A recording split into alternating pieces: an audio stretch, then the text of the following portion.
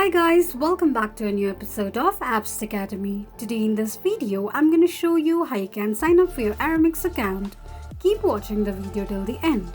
To sign up for your Aramex account, firstly go ahead and launch open your Aramex application. The official page of Aramex application will appear on the screen.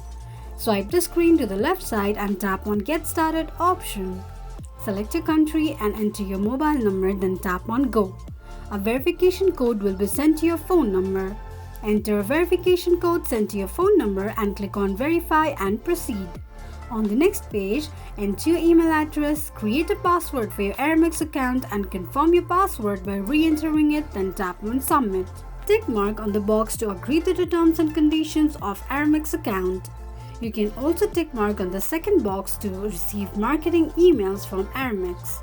This is how you can sign up for your Aramex account quickly and easily just in few steps. If you have any thoughts or queries, let us know in the comments section. Don't forget to subscribe to our channel. Also press the notification bell icon so that YouTube will notify you whenever we post a new video. I hope this video was helpful to you. Thank you so much for watching.